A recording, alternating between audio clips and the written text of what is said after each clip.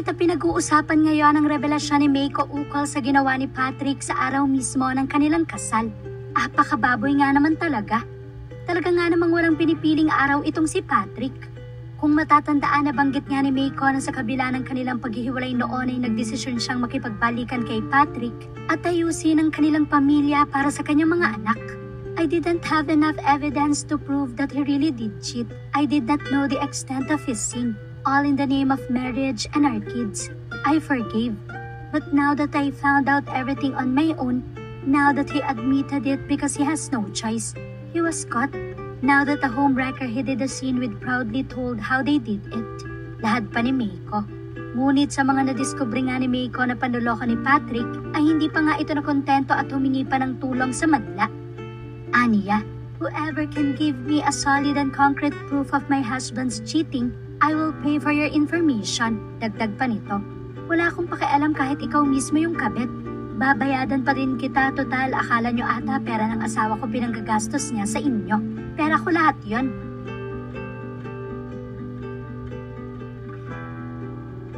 At ngayon nga ay unti-unti nang nalalaman ni Meiko ang lahat ng kalokohan ni Patrick. Maging ang naging mga babae na binook niya noon ay nagsumbong na kay Meiko. Bahagi nga ng salaysay ni Meiko.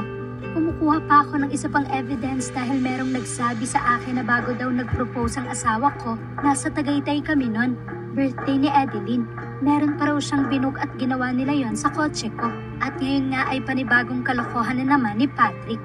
Ano nga bang ginawa na naman ito sa araw ng kanilang kasal ni Meiko? Sunod-sunod na nga ang post ni Meiko sa second account nito. Aniya, sakit na yan, Repa.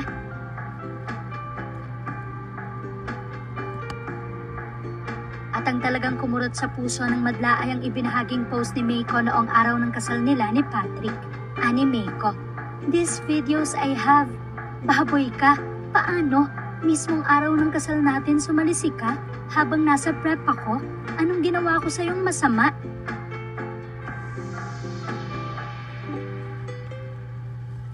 Ito yung cheating issue na sobrang torture, grabe. May ilalala pa ba? How could love be this cruel? Praying for the peace that you deserve, Ate Meiko. Grabing lala niya. Hope he'll get the sweetest karma he deserves. Dahil sa bagong natuklasan ni Meiko patungkol sa panloloko ng mister na si Patrick, ay tila hindi na ito kinaya ni Meiko. Kagabi nga lang ay naka-Facebook Live si Meiko nang tila nahimatay ito at hindi na sumasagot sa pagtawag ng kasama nito sa bahay. Makikitang nilapitan ito ng isang babae habang tinatawag ang pangalan. Lumapit rin ang anak nito ngunit hindi pa rin sumasagot si Meiko. Doon na nga naputol ang naturang Facebook Live. Ibinalita naman ng kaibigan nito na si Jenna, kapwa niya content creator, na sinugod ito sa ospital at nasa mabuti na itong kalagayan.